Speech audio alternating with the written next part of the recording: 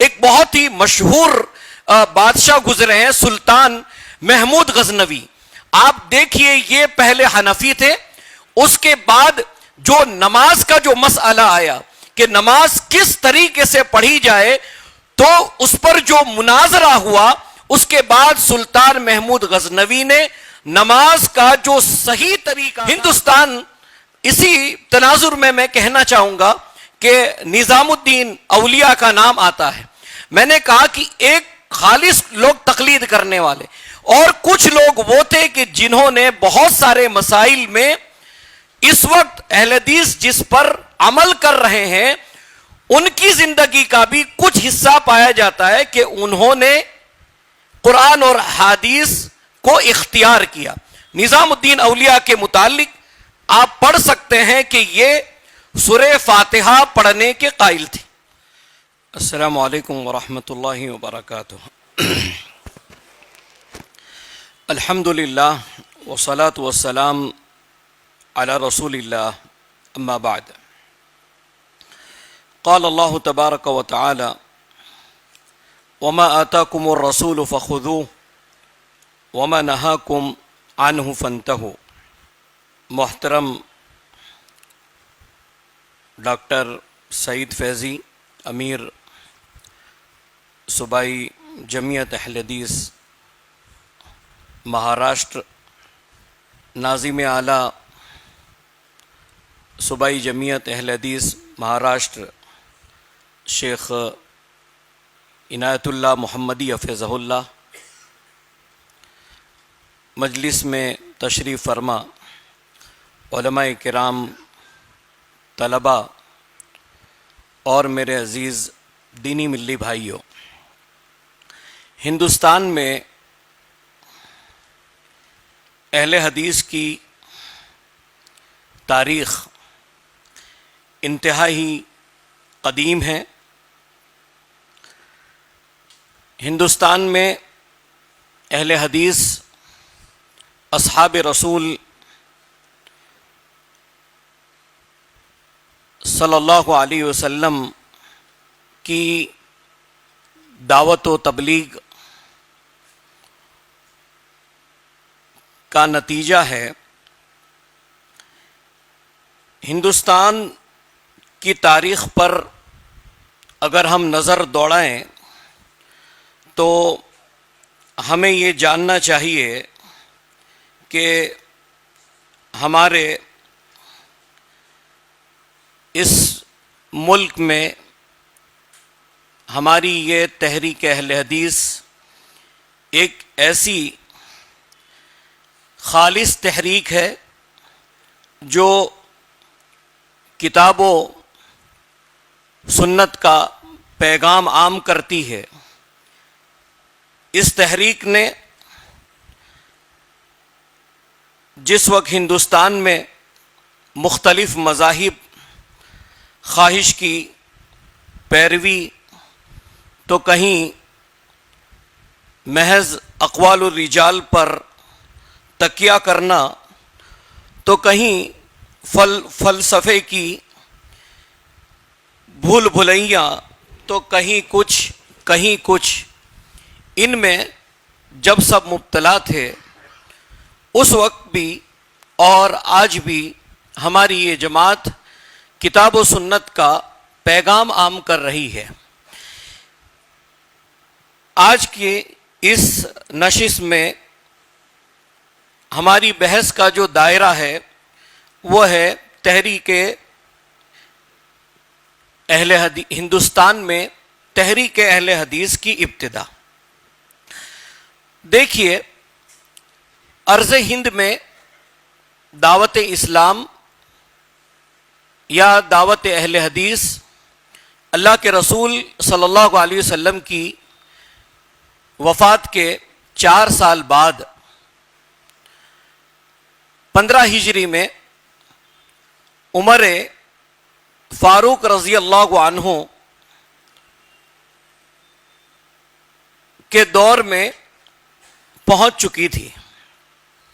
عمر فاروق رضی اللہ عنہ کے دور پر ہم سرسری اگر نظر ڈالتے ہیں اور جو صحابہ کرام اس وقت ہندوستان تشریف لائے ان کا اگر ذکر کیا جائے تو سر فہرست عثمان بن ابی العاص رضی اللہ عنہ کا ذکر ہوگا۔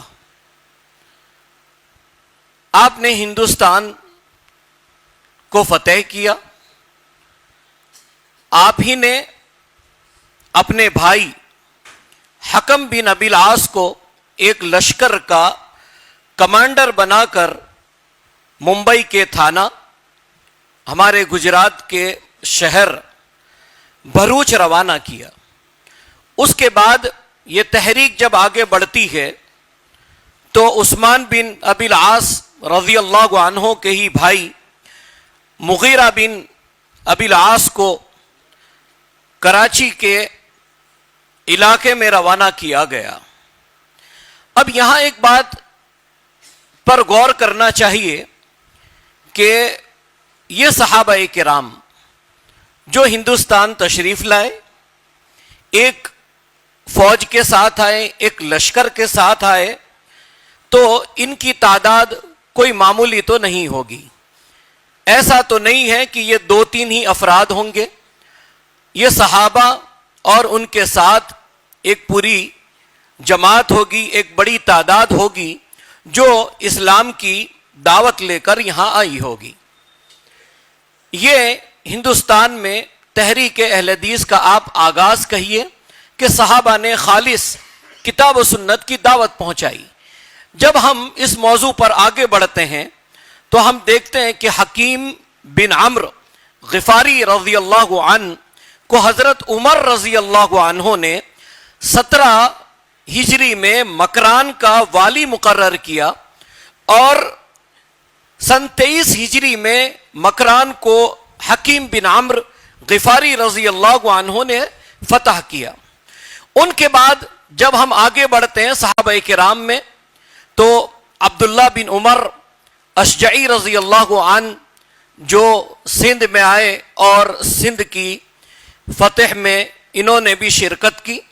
بعد میں اور آگے بڑھتے ہیں تو سن 42 ہجری میں عبد الرحمن بن سمرہ قرشی رضی اللہ عنہ نے ہند کے کئی علاقے فتح کیے۔ مختلف علاقوں میں صحابہ کرام کے ہی دور میں، حضرت عمر رضی اللہ عنہ کے دور میں، حضرت عثمان غنی، حضرت علی، خیر القرون کے اندر ہی صحابہ کرام ہندوستان میں آ چکے تھے۔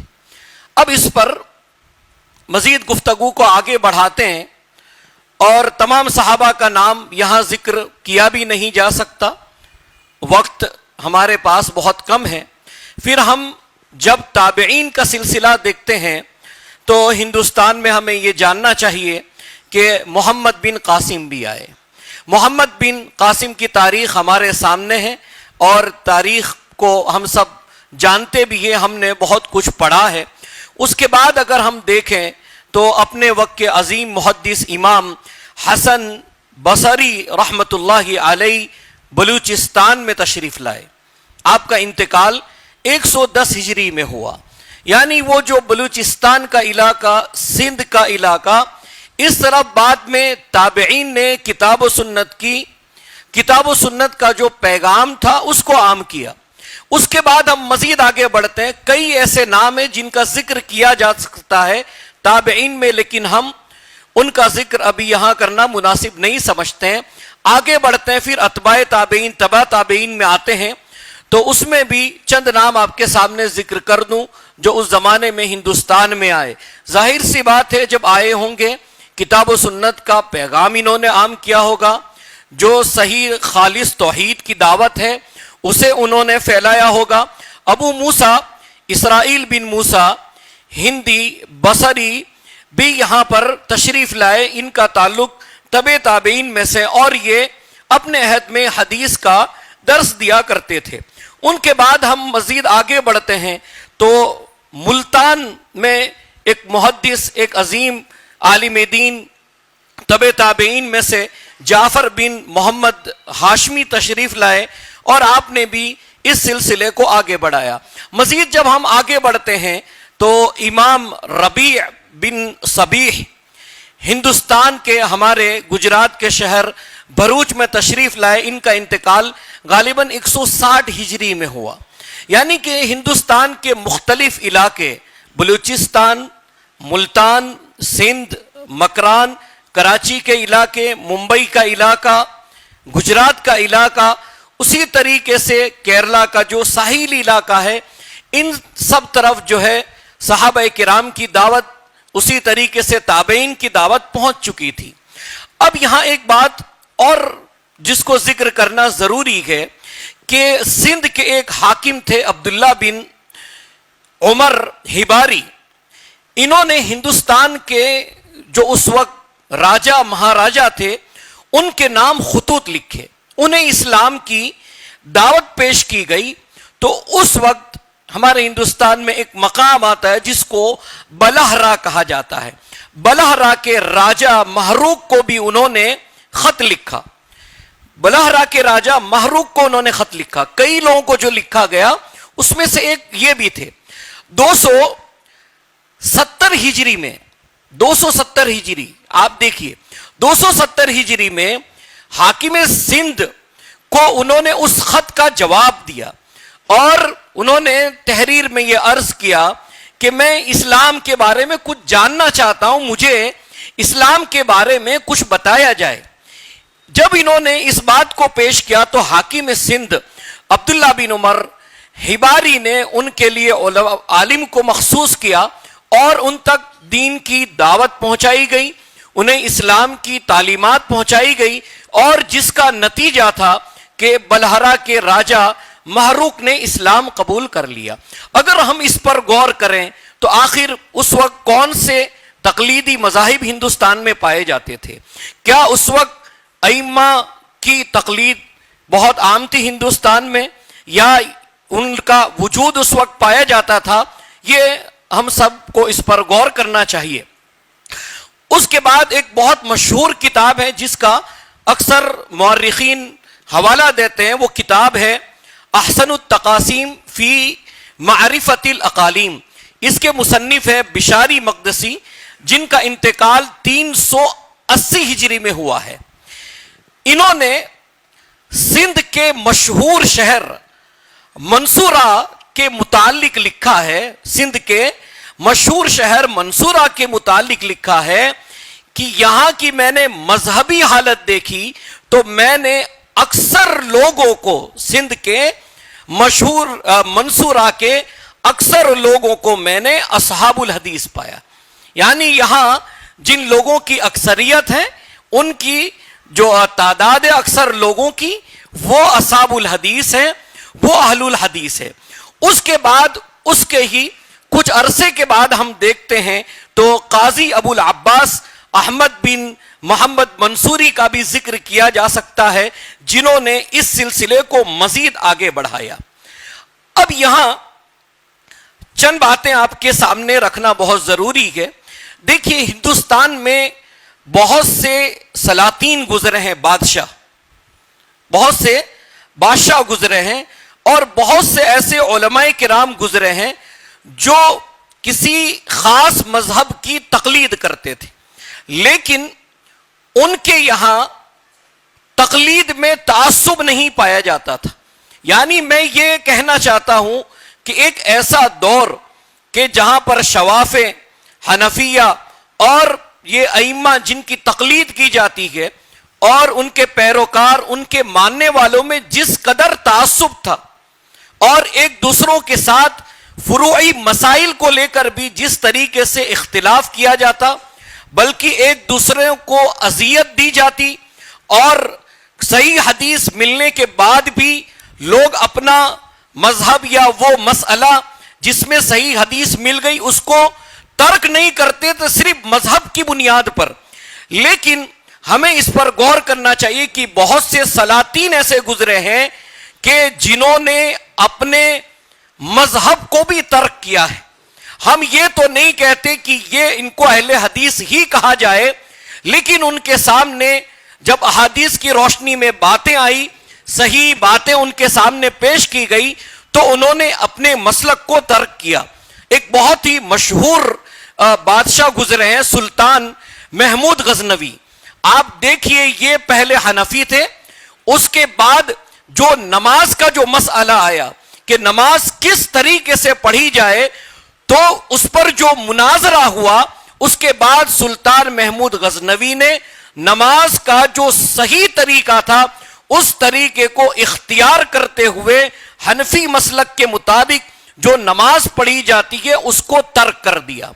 اس میں اور بھی تفصیل آپ کے سامنے رکھی جا سکتی ہے، لیکن مسئلہ وہی وقت کی قلت کا ہے۔ اور اس سلسلے میں بکر ابو زید رحمہ اللہ کی ایک کتاب ہے، میں اس کتاب کو میں گزارش کروں گا کہ اس کتاب کو آپ دیکھیں۔ وہ کتاب ہے التحول المذہبی، التحول المذہبی۔ اس میں انہوں نے کئی لوگوں کا اور کئی ائمہ کا اس میں ذکر کیا ہے کہ ان کے یہاں جو تقلید کو لے کر جو تعصب پایا جاتا ہے، یا قرآن اور احادیث دلیل آ جانے کے بعد جو لوگ اس کو ترک نہیں کرتے ہیں، تو ایسے بہت سارے ائمہ جن کا ذکر کیا کہ ان کو جب صحیح بات پہنچی، قرآن حدیث کی بات پہنچی، تو انہوں نے اپنے مسلک کو ترک کر دیا۔ اس میں اور بھی بات آگے بڑھائی جا سکتی ہے۔ ہندوستان، اسی تناظر میں کہنا چاہوں گا کہ نظام الدین اولیاء کا نام آتا ہے۔ میں نے کہا کہ ایک خالص لوگ تقلید کرنے والے، اور کچھ لوگ وہ تھے کہ جنہوں نے بہت سارے مسائل میں اس وقت اہل حدیث جس پر عمل کر رہے ہیں ان کی زندگی کا بھی کچھ حصہ پایا جاتا ہے کہ انہوں نے قرآن اور حدیث کو اختیار کیا۔ نظام الدین اولیاء کے متعلق آپ پڑھ سکتے ہیں کہ یہ سورہ فاتحہ پڑھنے کے قائل تھے، اور کہتے بھی تھے کہ امام کے پیچھے سورہ فاتحہ پڑھنی چاہیے۔ اسی طریقے سے ان کے یہاں نماز جنازہ غائبانہ کا بھی اہتمام تھا۔ تو ہم اس کو دیکھیں اور نظام الدین اولیاء کا دور دیکھیں۔ نظام الدین اولیاء، ان کی ولادت 636 ہجری میں ہوئی اور ان کا انتقال 725 ہجری میں ہوا۔ تو ان کے یہاں بھی تقلید کو لے کر جس طریقے سے تعصب پایا جاتا ہے وہ تعصب نہیں تھا، اور اسی لیے انہوں نے بہت سارے مسائل میں کتاب و سنت کی موافقت کی۔ اب اس کے بعد جو اہم بات آپ کے سامنے میں ذکر کرنے جا رہا ہوں کہ نظام الدین اولیاء کے اصحاب میں سے انتہائی جلیل القدر اہل حدیث عالم مولانا فخر الدین زرادی کا ذکر آتا ہے۔ مولانا فخر الدین زرادی جو ہے ان کا ایک رسالہ ہے، اس رسالے کا نام ہے اصول السماع۔ اصول السماع، اس میں انہوں نے اہل سنت والجماعت کو 3 گروپ میں تقسیم کیا ہے۔ پہلا گروپ انہوں نے فقہا کا رکھا، دوسرا جو گروپ تھا وہ محدثین کا رکھا، اور تیسرا گروپ انہوں نے صوفیہ کا رکھا۔ اور جو محدثین کا گروپ تھا ان کو یہ اصحاب الظواہر کہتے تھے، یعنی کہ یہ قرآن اور سنت پر عمل کرنے والے لوگ تھے، اور یہ کہتے تھے کہ اختیار المذہب المعین لیس بشیء، کہتے ہیں کسی معین مذہب کو اختیار کر لینا یہ کچھ نہیں ہے، یعنی یہ بھی ترک تقلید کی دعوت دینے والوں میں سے تھے، ترک تقلید کی دعوت دینے والوں میں سے تھے۔ اس کے بعد ہم اور آپ جانتے ہیں گنگوہ انتہائی مشہور جگہ ہے، اور جب بھی اس کا ذکر آتا ہے تو دیوبند کے بڑے فاضل عالم دین مولانا رشید احمد گنگوہی کا تذکرہ ہوتا ہے۔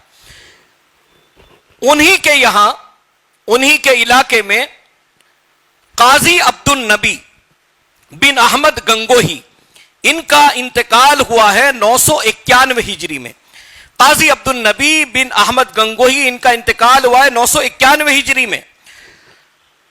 صاحب نزہۃ الخواطر علامہ عبد الحی لکھتے ہیں کہ انہوں نے حجاز کا سفر کیا، اور حجاز سفر کرنے کے بعد ابن حجر مکی سے انہوں نے حدیث پڑھی، پھر جب یہ وطن واپس آئے تو انہوں نے سماع کے مسئلے میں جو اس وقت لوگوں کا جو مذہب تھا، جو ان کا مسئلہ تھا جس کو وہ صحیح سمجھتے تھے، سما کے مسئلے میں مخالفت کی، وحدت الوجود کے مسئلے میں مخالفت کی، اور عروس وغیرہ کے معاملے میں مخالفت کی، اور خالص سنت کا پیغام دیا۔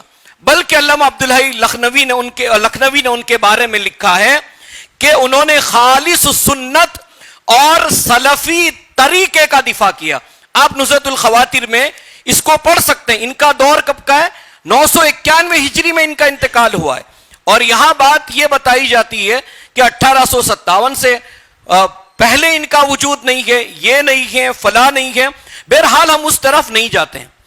جب قاضی عبد النبی نے اس تحریک کو آگے بڑھایا تو آپ کو یہ جاننا چاہیے کہ گھر والوں نے ان کی مخالفت کی اور ان کو گھر سے باہر نکالا گیا۔ پھر ان کا دور اکبر بادشاہ کے زمانے کا دور ہے، اور اکبر نے جب دین الہی ایجاد کیا، آپ سمجھیں اس کو، دین الہی جیسا چاہا وہ مذہب جب اس نے اختیار کیا، دین بنایا، اس وقت سب سے زیادہ جس نے مخالفت کی اکبر بادشاہ کی، وہ قاضی عبد النبی نے مخالفت کی۔ یہاں تک کہ یہ مخالفت اتنی بڑھی کہ ان کو مکہ بھیج دیا گیا، لیکن یہ اپنے انتقال سے 2 سال قبل 989 ہجری میں یہ پھر ہندوستان آ گئے۔ جب یہ ہندوستان واپس آ گئے بغیر بتائے ہوئے تو ان کو جیل میں ڈال دیا گیا۔ ان کا قصور کیا تھا؟ اس اکبر کے دین کی مخالفت کرنا، وحدت الوجود کی مخالفت کرنا، سما کی مخالفت کرنا، ہر اس طریقے سے اس دور میں یہ دعوت کا سلسلہ آگے بڑھا۔ اب ایک اور بادشاہ کی طرف میں آتا ہوں، اور وہ ہمارے گجرات کے بادشاہ مظفر حلیم، بادشاہ مظفر حلیم گجراتی۔ 875 ہجری میں ان کی ولادت ہوئی، 932 میں ان کا انتقال ہوا۔ صاحب نزہۃ الخواطر علامہ عبدالحی لکھنوی نے لکھا ہے کہ نصوص، صحیح احادیث کے نصوص جو ہیں جب بھی ان کو مل جاتے یہ اس پر عمل کرتے تھے۔ ان کی زندگی کے اندر بہت ساری باتیں، اس کو نہ ذکر کرتے ہوں، ایک مسئلہ ذکر کرتا ہوں کہ یہ نماز استسقاء کا اہتمام کرتے تھے، نماز استسقاء کا۔ اور ہم اور آپ جانتے ہیں کہ حنفیہ کے نزدیک نماز استسقاء نہیں ہے۔ آخر کون سی وہ چیز تھی جس پر سلطان مظفر حلیم قائم تھے؟ یہ بات سوچنے کی ہے۔ سلطان مظفر حلیم بھی ان لوگوں میں سے تھے جو کسی خاص مذہب کی تقلید کرنے کے قائل نہیں تھے، اور اس سے خروج کرنا، جہاں صحیح احادیث مل جائے پھر وہ اس کو اختیار کر لیا کرتے تھے۔ اس کے بعد جب آگے بڑھتے ہیں، عظیم محدث، عظیم عالم دین جن کا تعلق برہان پور سے تھا، قاضی نصیر الدین برہان پوری رحمت اللہ علیہ، ان کا انتقال 1031 ہجری میں ہوا، 1000۔ اور ان کے بارے میں لکھا گیا کہ اپنے زمانے میں حدیث اور رجال کے ماہرین میں سے تھے۔ 18 سال کی عمر میں انہوں نے شیعہ عالم دین شکر اللہ شیرازی کے ساتھ مناظرہ کیا، شکر اللہ شیرازی کے ساتھ۔ 18 سال ان کی عمر تھی، انہوں نے مناظرہ کیا اور اس کو شکست دی۔ کیونکہ یہ کتاب و سنت کے پابند تھے تو سب سے پہلے ان کے سسر مولانا علم اللہ امیٹھوی ان کے مخالف ہو گئے، بلکہ ایک مسئلے میں ان کا اپنے سسر سے اختلاف ہو گیا۔ انہوں نے ایک مسئلہ پیش کیا اور اس مسئلے کو لے کر انہوں نے امام ابو حنیفہ رحمت اللہ علیہ کا ایک قول پیش کیا، جس پر قاضی نصیر الدین برہان پوری نے یہ بات رکھی کہ ہوا رجل وانا رجل، کہا بھئی وہ بھی ایک آدمی ہے اور میں بھی ایک آدمی ہوں، اور اسی لیے وہ صحیح احادیث کو ترجیح دینے والے تھے۔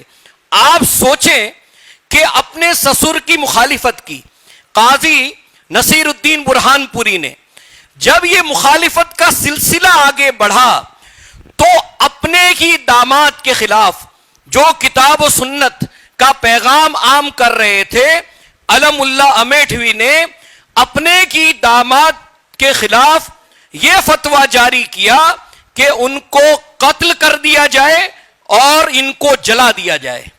اپنے ہی داماد کے خلاف یہ فتویٰ جاری کیا کہ ان کو قتل کر دیا جائے اور ان کو جلا دیا جائے. یہ قاضی نصیر الدین برہان پوری تھے. مزید ہم اس سلسلے کو آگے بڑھاتے ہیں تو ہم دیکھتے ہیں کہ اپنے وقت کے عظیم محدث مولانا ابو الحسن سندھی رحمت اللہ علیہ، ابو الحسن سندھی، دیکھیے ابو الحسن سندھی کی جب ہم بات کرتے ہیں تو ابو الحسن سندھی دو ہیں. ایک ابو الحسن الکبیر کے نام سے جانے جاتے ہیں اور ایک ابو الحسن الصغیر کے نام سے. یہ مشہور عالم دین مولانا ابو الحسن سندھی رحمت اللہ علیہ، جن کے حواشی کتب احادیث پر موجود ہیں، ان کا انتقال 1136 ہجری میں یا 1138 ہجری میں ہوا. ابو الحسن سندھی رحمت اللہ علیہ حدیث کا درس دیتے تھے.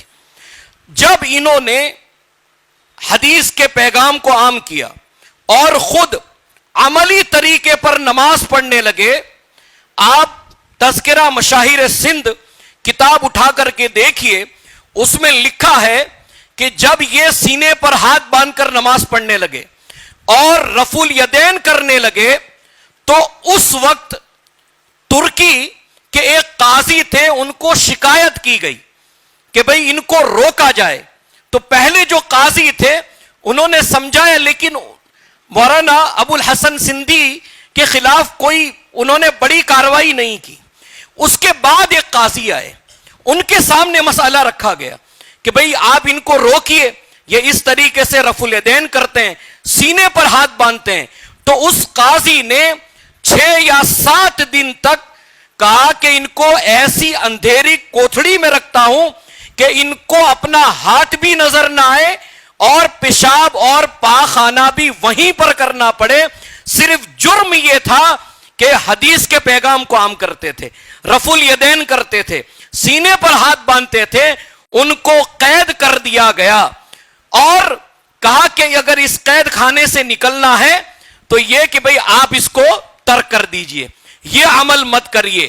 لیکن انہوں نے کہا کہ نہیں، ہم صحیح حدیث پر عمل کرنا ترک نہیں کر سکتے ہیں، چھوڑ نہیں سکتے ہیں. یہ علامہ ابو الحیات سندھی، ابو الحسن سندھی رحمت اللہ علیہ تھے. اس کے بعد جب یہ سلسلہ آگے بڑھتا ہے، میں مختصر اس میں ختم کر دوں گا، بڑا طویل موضوع ہے، آدھے گھنٹے میں سمیٹنا مشکل ہوتا ہے.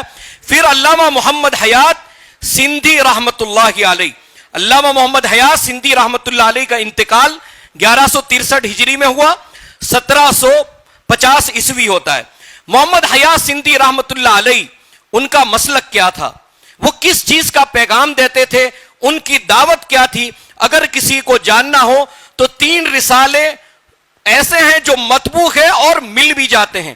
فتح الغفور فی وضع الایدی علی الصدور، سینے پر ہاتھ باندھنے کے سلسلے میں. دوسرا رسالہ تحفۃ الانام، تحفۃ الانام حدیث پر عمل کرنے کے سلسلے میں. تیسرا رسالہ الایقاف علی سبب الاختلاف. اگر ہم ان کو دیکھ لیں تو ہمیں اندازہ لگے گا کہ وہ کس مسلک پر پابند تھے، ان کی دعوت کیا تھی. اور ایک بطور فائدہ ایک بات کہ علامہ محمد حیات سندھی امام محمد بن عبد الوہاب رحمت اللہ علیہ کے استاذ تھے.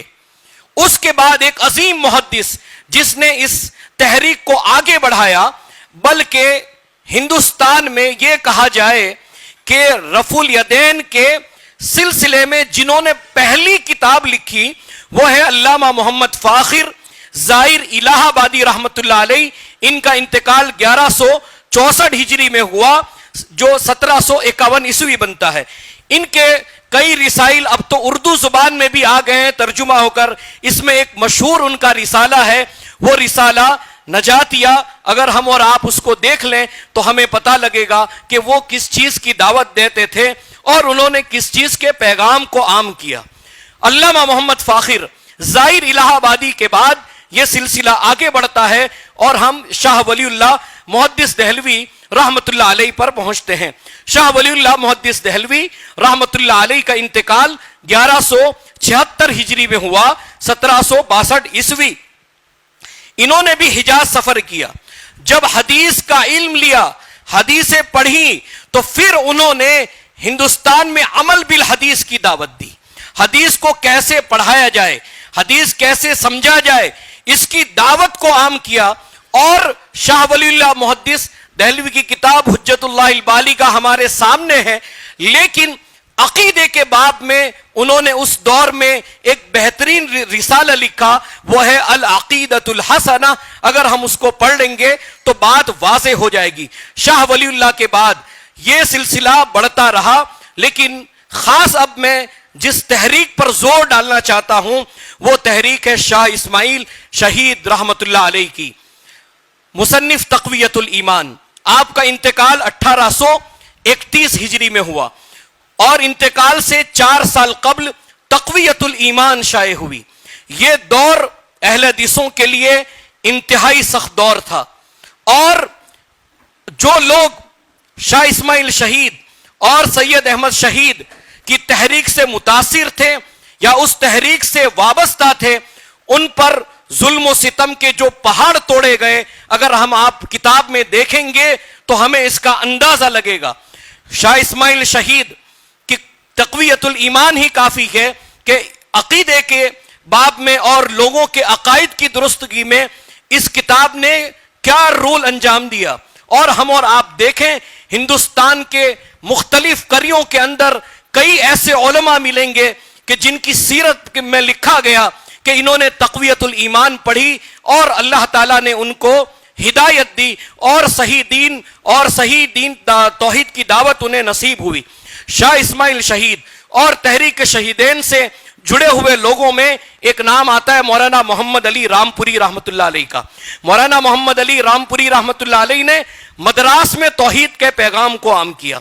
जब आपकी इस्लाह का, दावत का काम आगे बढ़ा, एक एक मजलिस में कई लोग तौबा करते थे, शिर्क व बिदात का रद्द किया। उस वक्त जो रसूमात पाई जाती थी, ये रस्म फला रस्म, उन रस्मों को उन्होंने खत्म किया। लेकिन उनके साथ भी वही हुआ कि जब ये तहरीक आगे बढ़ी तो जमालुद्दीन नामी एक मौलवी ने लोगों को जमा किया, उन पर कुफ्र का फतवा लगाया गया, तक़वियतुल ईमान के खिलाफ पाबंदी लगाई गई और मद्रास से इनको भगाया गया। फिर जिस कश्ती में वो कलकत्ता जा रहे थे, उसमें भी ये प्लान बनाया गया कि मोहम्मद अली रामपुरी को कत्ल कर दिया जाए। और सिर्फ इनको नहीं, शाह इस्माइल शहीद की तहरीक से जुड़े हुए लोग, मौलाना मुराद बंगाली और गुजरात के एक बड़े आलिम दीन मौलाना सुलेमान जुनागढ़ी रहमतुल्लाह अलैह, ये वो शख्सियत के जिनकी वजह से जोधपुर में, मुंबई के अंदर और खास करके भिवंडी में मुंबई में इनकी तहरीक का बड़ा असर रहा।